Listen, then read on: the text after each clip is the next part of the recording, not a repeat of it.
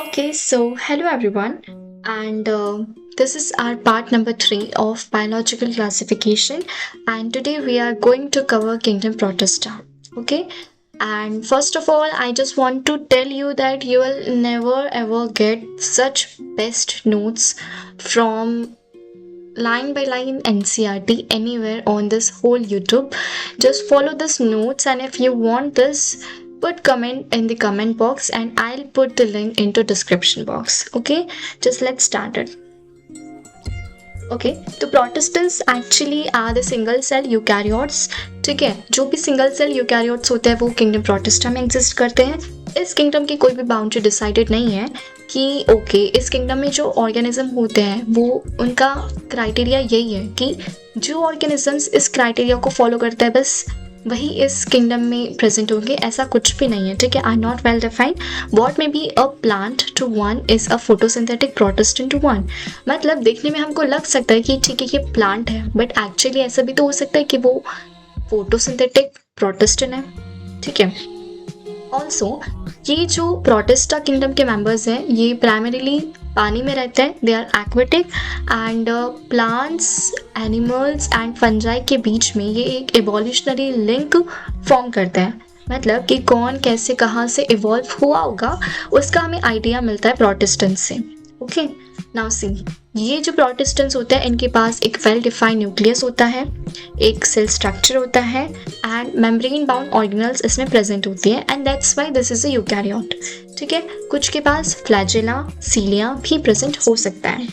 ये सेक्सुअली भी रिप्रोड्यूस करते हैं, ये एसेक्सुअली भी रिप्रोड्यूस करते हैं। ये सेल फ्यूजन के थ्रू एंड जाइगोट फॉर्मेशन के थ्रू जो है रिप्रोड्यूस करते हैं। Now see chrysophytes. ठीक है, यहाँ पे थोड़ा सा ग्लिच हुआ है, यू कैन सी इमेजेस में, but don't focus on that. Okay, so chrysophytes में होते हैं डाइटम्स। ठीक है, and golden algae. Golden algae का दूसरा नाम है डेस्मिड्स। ये फ्रेश वाटर, मराइन वाटर दोनों जगह पे हमको मिलते हैं। नाउ ये पासिवली फ्लोट करते हैं। पैसिवली यानी कि जिस डायरेक्शन में वाटर फ्लो करेगा उसी डायरेक्शन में ये भी फ्लो करते हैं एंड इनको हम प्लैंक्टन्स, इनको हमने नाम दिया है। मोस्टली ये फोटोसिंथेटिक होते हैं। ठीक है, हमको याद रखना है कि क्राइजोफाइट्स मोस्टली फोटोसिंथेटिक होते हैं। डायटम्स जो हैं इनके पास एक ऐसी सेल वॉल होती है जैसे हम बोल सकते हैं सोप बॉक्स। ऊपर से एक जो है शेल है, नीचे से एक शेल है, दोनों ने ओवरलैप किया है। इस तरह से इनके पास सेल वॉल होती है एंड जो हमारा सोप होता है वो एक सेल की तरह स्ट्रक्चर होता है। So that's all about. Okay, walls जो होते हैं are embedded with silica rendering them indestructible. मतलब कि जो वॉल्स है वो सिलिका उनमें प्रेजेंट होता है, इनकी जो सेल वॉल है उसमें सिलिका प्रेजेंट होता है, उसी वजह से उनकी वॉल बहुत ज़्यादा स्ट्रांग होती है। एंड हमको देखने को मिल सकता है कि बहुत ही जो सी एरियाज होते हैं ना वहाँ पे मिलियंस ऑफ ईयर्स से इस तरह की जो है क्राइजोफाइट्स पड़े होते हैं, डायटम्स पड़े होते हैं, क्योंकि उनकी सेल वॉल इतनी ज़्यादा स्ट्रांग होती है कि वो इनडिस्ट्रक्टिबल होती है। नाउ सी, हाँ यहाँ पे दिए billion years silica accumulation forms diatomaceous earth. ठीक है, और वो जो स्ट्रक्चर बन जाता है वहाँ पे एक डिपॉजिट होगी, वो होता है डायटोमेशियस अर्थ, जो कि हम यूज़ करते हैं polishing and filtration of oils and syrups में। ओके, डायटम्स जो है वो ओशियंस में चीफ प्रोड्यूसर होता है। मतलब कि ओशन में सबसे ज़्यादा प्रोड्यूस करने वाले अगर कोई ऑर्गेनिजम्स हैं तो वो होते हैं डायटम्स। Now see डाइनोफ्लैजेलेट्स। ये मोस्टली मैराइन होते हैं एंड फोटोसिंथेटिक होते हैं। ठीक है, ये मतलब कि गंदे पानी में, खारे पानी में हमको देख सकते हैं, और ये भी अपना खाना खुद बनाते हैं। जहाँ पर भी हमको yellow, green, brown, blue colour दिखे तो दे आर डाइनोफ्लैजेलेट्स। ठीक है, या फिर रेड पिगमेंट्स भी, मतलब कि इनका जो सेल कंटेंट है उसका जो पिगमेंट है वो रेड हो सकता है, येलो हो सकता है, ग्रीन हो सकता है, ब्राउन हो सकता है, ब्लू हो सकता है। एंड इनकी जो सेल वॉल है वो स्टिफ सेलुलोज प्लेट्स की बनी होती हैं बाहर की सरफेस से। ठीक है, इनके पास दो फ्लैजुला होता है, एक लॉन्गिट्यूडिनल एंड एक ट्रांसवर्स। ठीक है, ये जो होता है ना ट्रांसवर्स, ये फरो यू कैन, मतलब हमको पता है we will study in cell chapter जहाँ पे हम फरो का मीनिंग समझेंगे। तो एक ट्रांसवर्स फ्लैजुला होता है फरो के अंदर। जो रेड डाइनोफ्लैजेलेट्स होता है, यहाँ पे एग्जाम्पल भी दिया है गोनियोलेक्स। ये बहुत ही रैपिडली मल्टीप्लाई करता है एंड ये जो है ना रेड टाइड्स फॉर्म करता है ओशन के अंदर। ओके, और बहुत ऐसे डाइनोफ्लैजेलेट्स होते हैं जो कि टॉक्सिन्स रिलीज करते हैं जो कि दूसरे मराइन एनिमल्स को किल कर सकते हैं, जैसे कि फिशेज हो गई है ना, ये जो गोनियोलेग्स है। और एक चीज़ इसमें हमको मिलती है बायोल्यूमिनेसेंस की प्रॉपर्टी। नाउ सी यूग्लिनॉइड्स, तो इसमें मेजॉरिटी जो है वो फ्रेश वाटर ऑर्गेनिजम्स होते हैं एंड इसमें मराइन ऑर्गेनिजम्स हमको नहीं देखने को मिलते हैं। जो भी फ्रेश वाटर बॉडीज होती है ना, वहाँ पे हमको यूग्लिनॉइड्स देखने को मिलते हैं। ये रुके हुए पानी में हमको देखने को मिलती है। इनके पास सेल वॉल की जगह पे एक फ्लेक्सिबल स्ट्रक्चर होता है, ठीक है, जो कि प्रोटीन रिच स्ट्रक्चर है, उसका नाम है पेडिकल। इनके पास भी 2 फ्लैजेला होंगे, एक छोटा होगा एक बड़ा होगा।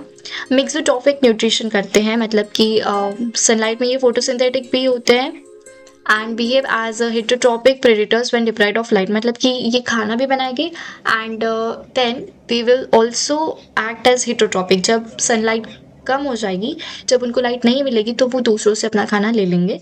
That is called as mixotrophic. And इनके अंदर जो है पिगमेंट वही होती है जो एक हायर प्लांट में प्रेजेंट होती है, ठीक है। इसका एग्जाम्पल है यूग्लिना।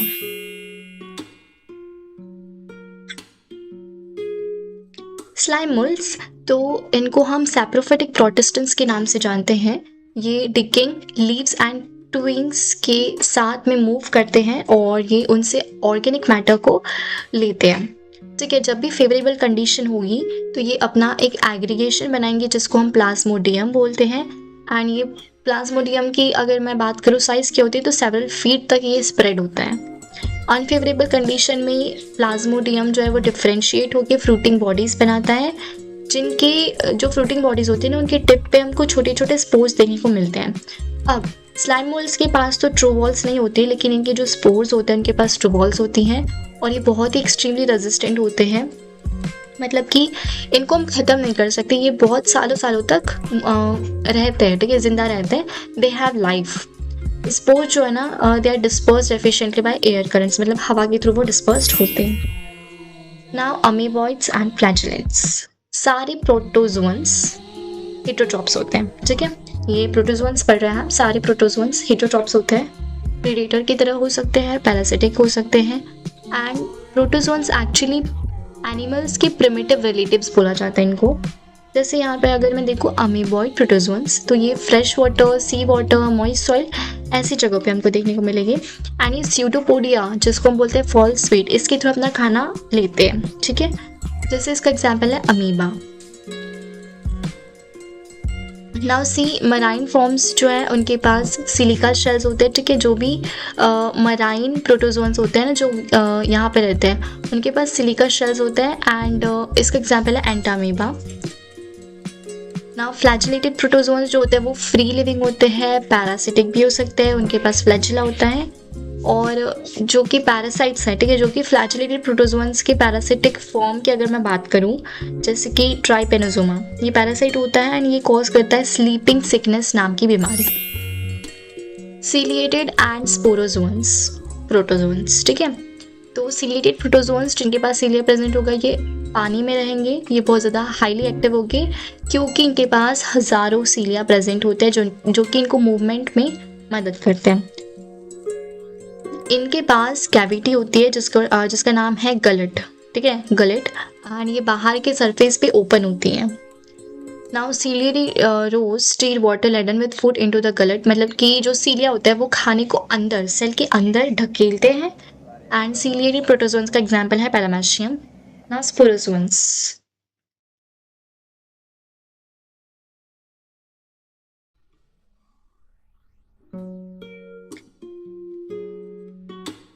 स्पोरोजोअन्स बहुत ही डाइवर्स ग्रुप है जिनके पास इन्फेक्शन, मतलब कि जो इन्फेक्शंस होते हैं, तो ये बहुत ही इन्फेक्शन कॉज कर सकते हैं। इनका जो स्पोर लाइक स्ट्रक्चर होता है नहीं। ना स्पोरोजोअन्स, तो ये जो होता है बहुत ही डाइवर्स ग्रुप है एंड ये इन्फेक्शंस होते हैं, ठीक है। इनका जो स्पोर लाइक स्टेज है ये इन्फेक्शंस होता है। अब इनमें भी बहुत ही खतरनाक कौन सा होता है, जो प्लाज्मोडियम है, ठीक है। प्लाज्मोडियम एक मलेरियल पैरासाइट है और ये मलेरिया कॉज करता है, जिसका ह्यूमन पॉपुलेशन पे बहुत ही स्टैगरिंग इफेक्ट रहा है पिछले कुछ सालों में, ठीक है। ये एक टाइम पे एक महामारी की तरह इट वाज लाइक, ठीक है, लेकिन अभी ये कंट्रोल में है। इसकी जो है हमको व्हाट वी कैन से, हमको इसका ट्रीटमेंट मिल चुका है, ठीक है। तो जिसका वाइटिकस की 5 किंगडम क्लासिफिकेशन से हमको ये पता चला कि वहाँ पे वायरसेस को कहीं इंक्लूड किया ही नहीं, क्योंकि क्योंकि ये एक नॉन सेल्यूलर है और ये नॉन लिविंग आउटसाइड होस्ट है, मतलब कि अगर ये होस्ट के बाहर है तो ये मर चुके हैं और जब ये होस्ट के अंदर है तब ये लिविंग है। ये इनर्ट क्रिस्टलाइन स्ट्रक्चर से हम इनको कैरेक्टराइज करते हैं अगर ये लिविंग सेल के बाहर रहते हैं तो, ठीक है। Dmitri Ivanovsky 1892। अब यहाँ पे जो है इन्होंने डिस्कवर किया TMV pathogen smaller than bacteria as they pass through filters, मतलब कि टीएमवी पैथोजन ये एक वायरस है, ठीक है, वायरस का नाम है। उन्होंने देखा कि फिल्टर्स होते हैं जिसमें से बैक्टीरिया पास नहीं कर सकते हैं, उसमें से ये पैथोजन पास कर गया। इसका मतलब कि यही हुआ ना कि उसकी साइज बैक्टीरिया से भी कम है, तो ये चीज़ इन्होंने पता लगाई। एम.डब्ल्यू. बेजरिनिक 1898।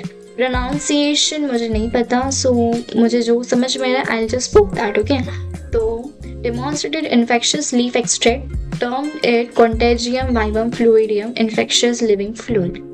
1898 में इन्होंने एक इन्फेक्शियस लीफ से एक एक्सट्रैक्ट निकाला और उस फ्लूइड को इन्होंने ये नाम दिया, ठीक है। और उन्होंने पता लगाया कि ये जो फ्लूइड है ये एक इन्फेक्शियस फ्लूइड है।